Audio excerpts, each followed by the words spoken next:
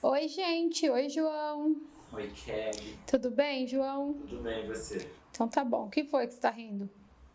Não, tá, porque eu tô feliz. Que bom, João. E aí, o que a gente vai fazer hoje? Hoje são perguntas. Pode ir. Ai. Tá. Primeira pergunta. Existem psicólogos de bebês? Ô, João, tem um curso em São Paulo. O que eu sei é em São Paulo, né?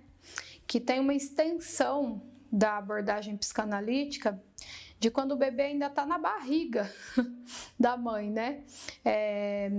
Então, tem. É um estudo do comportamento da mãe para entender o quanto que isso vai interferir no comportamento do bebê, né? Assim como a Unicamp tem mestrandos estudando o que a mãe come, o quanto que já faz com que o bebê nasça com o paladar mais viciado, sabe, em alguns alimentos e tal. Tem isso lá na área para a galera da nutrição e tem para nós da psicologia também essas questões comportamentais. É uma área relativamente nova. Só que eu acho que você está perguntando o bebê já aqui, né, no mundo. Tem sim, a partir de 15 dias de vida até 3 anos mais ou menos, que é a psicoterapia para bebês, né? Não é todo profissional que faz, né? Eu, por exemplo, não sou uma conhecedora desse assunto a fundo, mas tem pessoas que fazem no Brasil. Não é uma prática comum no Brasil também. No Brasil, bastante criança vai, né, no psicólogo a partir dos 3 em diante, porque já brinca e a gente analisa ali a partir do brincar, mesmo que ele não diga nada assim muito revelador, e dos comportamentos. Mas também tem para bebê, sim.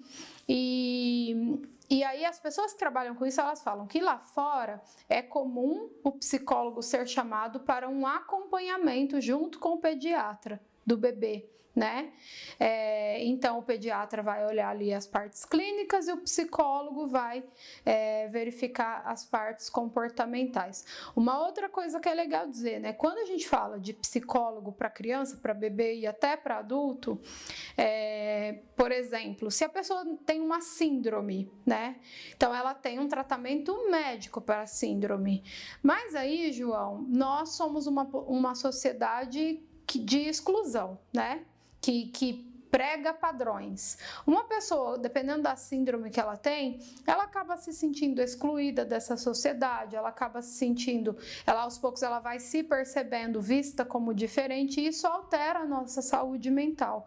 Então, o psicólogo também é chamado por isso. Por exemplo, se a criança tem um problema de linguagem na escola ou se o bebê está demorando mais para falar, as mães não têm uma mania de, o meu falou já, o meu não falou. Aí começa aquele desespero. Então, assim, o psicólogo tem uma função, né, para essa faixa etária de 0 a 3 anos. Mas a gente observa que o tratamento acontece bastante sim na observação do bebê, mas muito mais na mudança do ambiente que o bebê está inserido, porque normalmente se não é um caso biológico, de síndrome, né, de coisas, de patologias graves, mas é uma questão de linguagem, por exemplo, ou algo cognitivo-motor, às vezes com uma orientação certa, adequada para os pais, e os pais fazendo o que o psicólogo falou, já resolve, né? Porque o bebê, como ele tá aprendendo, é fácil de resolver algumas coisas, um pouco mais fácil até do que crianças a partir de 3 anos que já entendeu bastante coisa,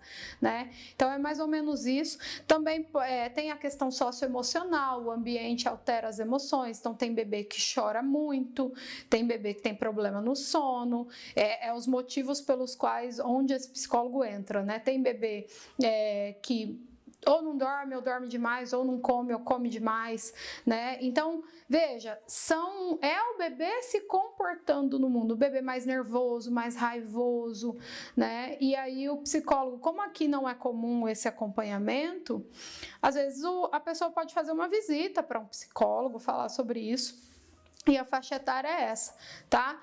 Eu acho que está faltando informações, porque, como eu disse, não é uma área. Eu nem atendo criança, imagina bebê, né? Não é uma área que eu tenho profundo conhecimento, mas tem sim, João. É uma questão que a nossa cultura não adere, assim como não adere à terapia também, né? Isso vem mudando. Mas tem. Interessante, né? Bastante interessante. Segunda pergunta. Qual a sua opinião sobre atendimento psicológico para presidiários? A minha opinião? Como assim? O que você acha do atendimento psicológico para presidiários? Eu acho necessário, acho importante, acho imprescindível.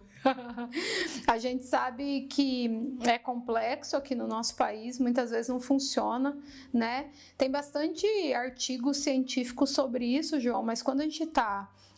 e os artigos científicos normalmente trazem uma pesquisa feita dentro do presídio, pega uma amostra, faz ali algum experimento, sabe? Alguma coisa ali para gerar o artigo científico, né? Mas a gente sabe que na prática, nos nossos presídios aqui, falta o básico, né? Uma outra questão também que eu me lembro de ter visto na faculdade. Infelizmente, como é uma área pouco assistida para a população presidiária, também é pouco assistida para esse profissional da psicologia. Então, é como se ele aparecesse no papel, sabe, João? Ele aparece no papel de que tem que ter, de que isso, que aquilo, a preservação dos direitos humanos. Agora, daí a gente entender que acontece nos nossos presídios, tem uma distância muito longa, e como o profissional se sente vulnerável diante disso, diante de tudo que acontece na realidade, acaba que eu me lembro de na faculdade eu vi que é uma área quase nunca escolhida, né? É assim, a psicologia jurídica é bastante escolhida, mas não necessariamente que vá prezar lá dentro do presídio pela saúde mental do preso. Quando você fala psicologia jurídica, você está falando de muita coisa, né? Então, eu acho necessário, mas não é uma questão que a gente consegue ficar só na psicologia, porque o quadradinho ali só na psicologia o preso é um ser humano que tem merecimento de cuidado e de direitos como todos os outros seres humanos, é isso. No entanto, quando a gente fala de saúde mental de presidiário, a gente esbarra em questões sociais, em questões políticas, em questões econômicas, e envolver todas essas questões vai fazer com que o trabalho não é viável, não acontece muitas vezes, né? Então, e é culpa nossa também. É culpa da sociedade que os nossos presos não saiam dos presídios recuperados, vamos colocar assim entre aspas, né? Porque teoricamente é para isso que eles vão lá. E eu acredito que um trabalho feito para essa população, bem feito como deveria ser, sim, recuperaria muitos deles, com certeza, né? Então, eu acho que é válido como é válido para todo mundo, mas por um monte de questão e também por culpa nossa enquanto sociedade, como a gente vê essas pessoas, como a gente as exclui, como a gente as condena, né? A sociedade muitas vezes condena mais que o juiz, tem dito popular aí, bandido bom é bandido morto. Não é bem assim, né? O bandido nasceu bandido, né? Assim como alguém que tem depressão não nasceu com depressão, muitas vezes, por mais que envolva questões biológicas, o ambiente tem força ali na manifestação ou não. A mesma coisa é para uma pessoa de situação de rua, para um usuário de droga. Então, do meu ponto de vista, todas essas pessoas precisam do nosso olhar, do nosso tratamento. E quando acontece, dá certo. Por exemplo, a gente tem um vídeo aqui no canal que o Rodrigo fala de um trabalho que eles fazem lá no Sul, é um psicólogo, bota aí, Júlio, o link do vídeo, e ele fala de um trabalho feito lá que trata os homens que praticaram violência, né? Violência física e psicológica em relação às mulheres, às suas parceiras. E como é um trabalho com um acompanhamento que é feito da maneira que precisa ser feita, é um trabalho que a gente vê sim muita mudança. Quando a gente conversa com uma pessoa, qualquer pessoa, né? Mesmo que fosse uma pessoa sem caráter, muito cruel, bandido, assassino, e a gente entende a história dessa pessoa, eu sei que não justifica a gente, mas a gente entende muitas vezes por que isso acontece, né? Então, ninguém nasceu condenado a nada. Eu acho que é necessário, mas infelizmente na prática não é assim que acontece. Polêmico. Polêmico, né? Como diria o Orlando, polêmicas violentas. Sim, sim. É polêmico porque quando a gente coloca para a sociedade que a culpa é dela, ela tem a gente nega com agressividade, né? Então, essa menina aí não sabe o que tá falando, que não sei o quê, porque ela provavelmente ela nunca passou por isso. Não é isso, né? Nós temos uma sociedade com muita desigualdade. E por isso também nós temos o sistema carcerário da maneira que é, né? Então, infelizmente, está tudo conectado. E mas são os políticos, são os direitos, as políticas públicas, mas quem faz tudo isso é a sociedade também, né? Então, é responsabilidade nossa, de todos nós. Sim, e é muito polêmico, João, porque a gente não quer a responsabilidade. A gente não quer andar na rua e ver um morador de rua. A gente quer chamar alguém que tire ele de lá, tire da nossa vista, porque a gente não quer olhar para o problema, a gente não quer se responsabilizar, a gente não quer colocar a mão na massa para mudar nenhuma estrutura. Nós somos um povo extremamente preguiçoso em relação à mudança. Eu vejo isso na área da mudança de comportamento. É claro que mudar comportamento não é fácil, mas assim, eu também não sei o que é fácil nessa vida, se tem alguma coisa boa que seja fácil, né? Então, e a gente não quer. Então é polêmico porque a gente não quer ouvir que a culpa é nossa, né? A gente não quer ouvir que é nossa responsabilidade também. A gente não quer ouvir que tá tudo errado do jeito que tá. Porque talvez se a gente tiver que se responsabilizar, a gente pense que tem que fazer alguma coisa. A gente também não quer. É polêmico, mas é imprescindível que todo mundo tenha acesso à saúde mental, embora eu saiba que não é assim que aconteça. Próxima pergunta. Por que Freud dizia que o filho homem é apaixonado pela mãe?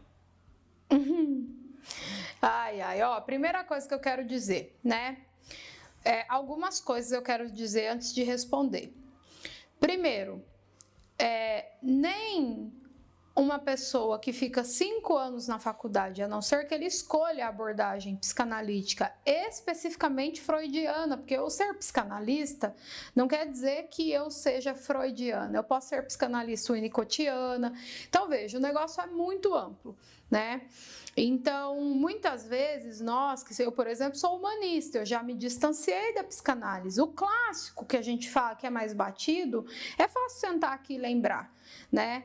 Mas imagina a sociedade que pega um pedaço da teoria do Freud, entende lá como quer, porque isso não é conhecimento, né?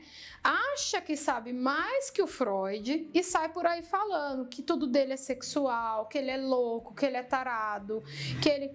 Gente, pelo amor de Deus, não falem do que vocês não sabem.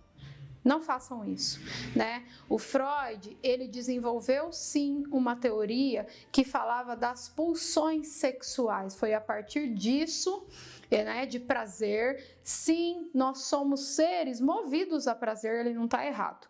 Mas ele usou o termo pulsão sexual.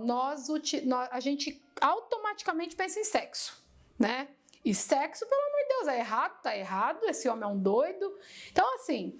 Primeira coisa, quer entender de Freud? Vai estudar Freud, mas vai estudar Freud com quem sabe, vai estudar a teoria profundamente. Muitas vezes eu não acho que eu estou apta aqui para lembrar de muita coisa.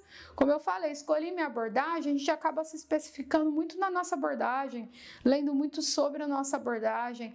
Isso sou eu. Agora, que sou psicóloga, agora imagina o resto do mundo. Então, primeiro, bastante atenção com as teorias de Freud. Eu vejo muita distorção, né? A rede social é incrível, é graças a ela também que a gente está aqui, que esse canal existe, mas ela tem muita coisa ruim, que as pessoas leem uma frase e saem por aí achando que sabe do assunto, né? Então, assim, Freud merece muito respeito. de todos nós da psicologia, toda a galera da medicina e principalmente a sociedade, porque vocês só ganharam a partir da teoria dele, né? E nós todos viemos desenvolvendo muitas coisas até aqui, muito por conta dele também. Então, respeito é um pouquinho bom. E aprender a não falar do que eu não sei, né? Não é opinião, né? O Freud criou uma teoria embasada cientificamente, não é opinião. Na minha opinião tá errado. Não é a sua opinião. Né? A sua opinião não importa muito, porque a gente não está falando de uma questão de opinião.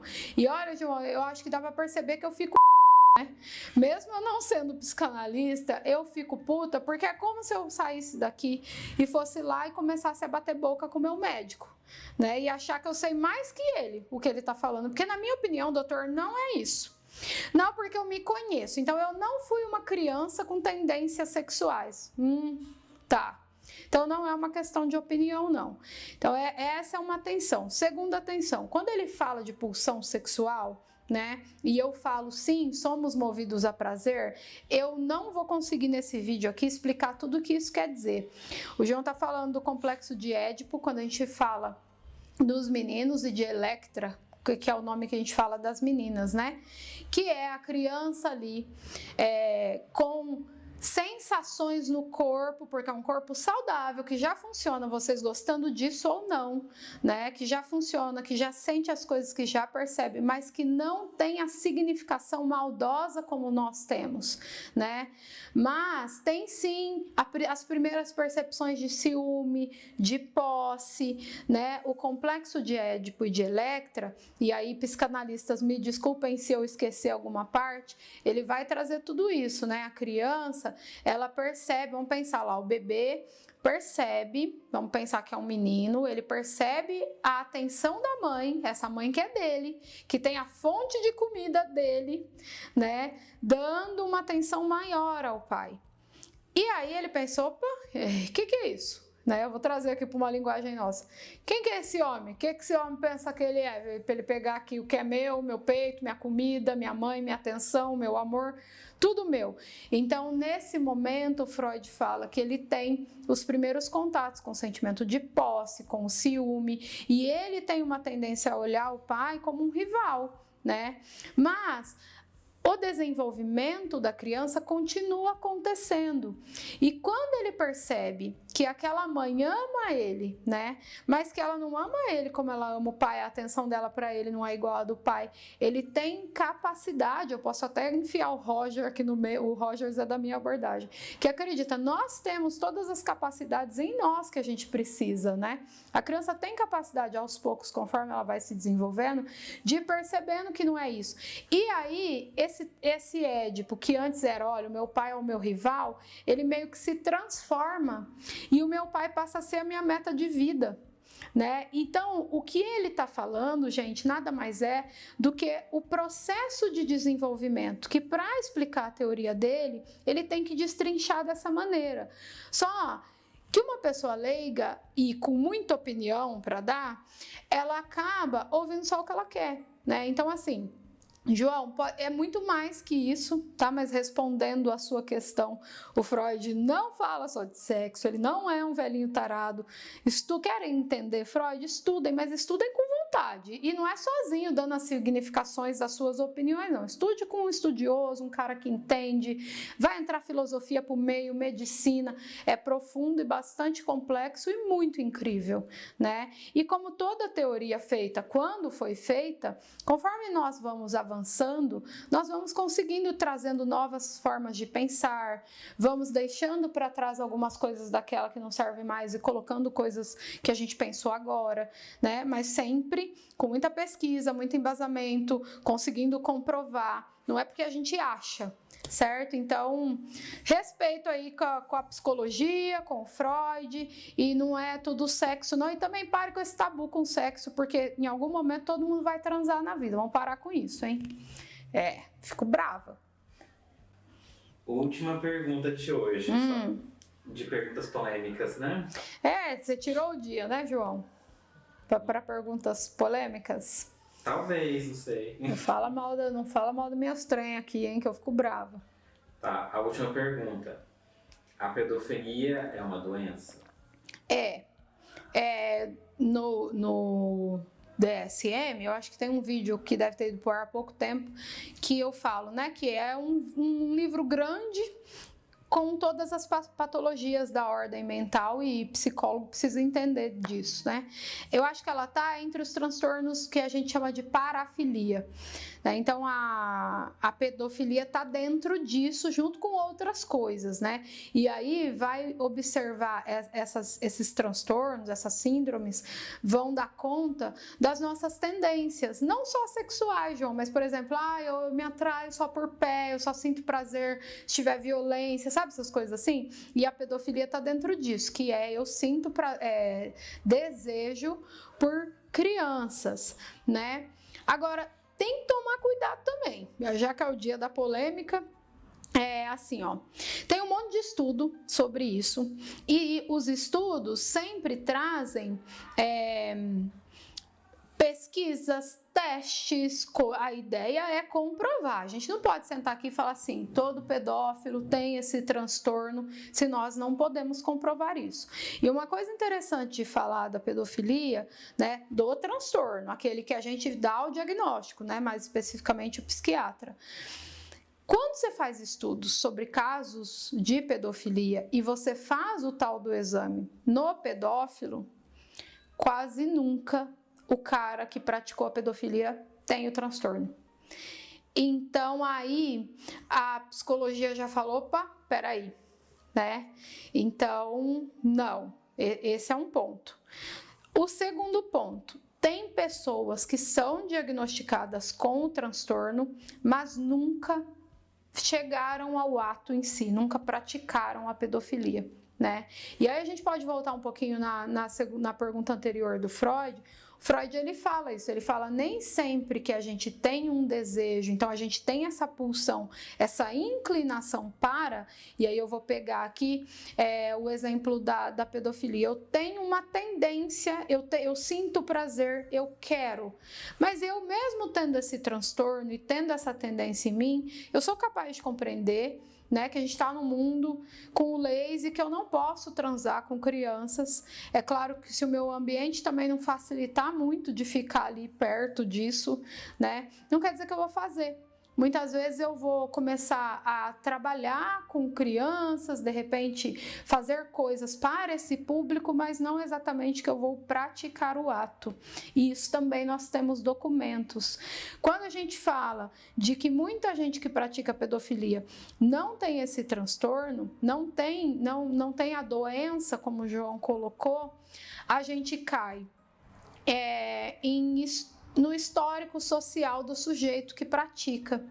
E aí a gente começa a observar, através desse histórico, problemas sociais. Então, normalmente são pessoas que que foram abusadas crianças, que sofreram muito em ambiente agressivo, que foram expostas à vida íntima, sexual, mas muito cedo, né? Que entende que tudo se resolve ali. Então, veja, eu não consigo aqui eu não vou arriscar dar uma resposta que feche essa discussão, porque é uma discussão que até para os pesquisadores é muito em aberto. Eu não sei nem, João, se eu estou conseguindo me fazer entender, né? Porque quando eu leio sobre tudo isso, por entender um pouco mais das patologias, dos comportamentos, automaticamente eu introjeto a informação. Mas eu não sei se para uma pessoa leiga está fazendo sentido o que eu estou falando. Talvez você pode servir aí em nome do povo. Fala aí, João. Então é assim, pelo que eu entendi, a gente pode pegar, por exemplo, pegamos um grupo de pessoas que talvez tenham cometido esse tipo de crime. Sim. E aí, 90% deles não possuem o transtorno do DSM. 90% dele é um número alegórico aqui, né? Tá, gente. Não é que é isso, não tá? Não é que é isso, é tá. simbólico. Simbolicamente. A maior parte deles não possui o transtorno do DSM. Não tem a patologia que é categorizada lá como, esse aqui é um pedófilo que sofre disso. Entendi. Aí, quando a gente vai olhar para essas pessoas que não têm, existe geralmente algum tipo de gatilho dentro do histórico dela que pode ser a apresentação para a vida sexual muito cedo, que pode ser um monte de que ela coisa. sofreu e diversas outras coisas. Mas geralmente tem algum tipo de gatilho que levou ela para aquilo. Muitas vezes assim, a pessoa nem pensa que quando olha uma criança, e vou falar bem escrachadamente, tá, gente? E sente tesão, desejo, naquele momento o sujeito nem pensa. Eu sei que quem ouve choca, né? Mas ele nem pensa, meu Deus, é errado, eu não posso, nananã. Não pensa. Eu acho que às vezes acaba chocando porque parece algo não natural pra gente por se tratar de uma criança, né? A gente entende que o desejo sexual surge na adolescência, por outras pessoas da mesma idade, ou pelo menos adultas, maduras sexualmente. Então, quando a gente pensa numa criança, acho que a mente vai para um lado de proteção, devo proteger, devo criar, devo ensinar, e não para esse lado, né? Sim. E aí acaba que quando a gente coloca sexo e criança perto e fica, ai meu Deus, assusta, né? dá um susto. Então é isso, a maioria das pessoas que praticaram acometidas por um diagnóstico, por um exame que atesta, tem ou não tem pedofilia? Não tem. E nem todo mundo que tem, que é aquele percentual lá menorzinho que você deixou, algum dia com certeza praticou ou vai praticar. Kelly, o que pode ser gatilho para quem tem mesmo diagnóstico e tem ali uma criança fácil? Abuso de drogas, álcool, um problema mental grave, né? Associado ao transtorno de pedofilia, de repente, uma alucinação oriunda de uma esquizofrenia, pode acontecer, a pessoa não é impossível, né? Ou seja, quando eu bebo, quando eu uso droga, quando eu tô sob o efeito de repente, remédios fortes e tal, lembra lá do córtex pré-frontal, que é quem me dá a noção que vai me filtrar o que pode e o que não pode, né? Faz sentido quando eu digo, nem todo mundo que tem, né, a doença em diagnóstico pratica, porque ela consegue compreender e falar, não, eu não posso fazer isso, né? Mas quando eu estou utilizando dessas substâncias, essa compreensão está fora, né? Assim como a gente brinca aqui da paixão, né? Você tá bêbado mesmo, é o que acontece no cérebro. E aí a pessoa pode ter uma tendência maior a praticar porque ela tem o transtorno. Agora, esses outros todos que também praticam, mas não têm, o que os estudos mostram é que tem algo do meio social, né? Da história da pessoa, ou da falta de noção, né? Porque todo mundo sabe, certo, errado, vai preso, não vai, mas conter as nossas tendências exige saúde emocional, né? Equilíbrio emocional, um pouco de educação, convívio social. Se a pessoa não tem nada disso, é instinto puro, né? E ela só faz. Não tem essa de... E eu sei que para vocês que estão aí ouvindo e de repente não estão acostumados com essas pesquisas, com o olhar do humano como um animal, vocês acham que é fora de cogitação, mas não é, né? E aí eu sei que também eu falando aqui parece natural demais, porque eu tô mais acostumada a essas coisas. Certo, João? Certo. Pode ser que tenha faltado informação, tá, gente? Esse é um assunto bem amplo, a gente pode até voltar nisso depois, se vocês acharem que faz sentido, se o João quiser. É isso, um beijo, até a semana que vem. Tchau, João. Tchau, Kelly. Tchau, gente.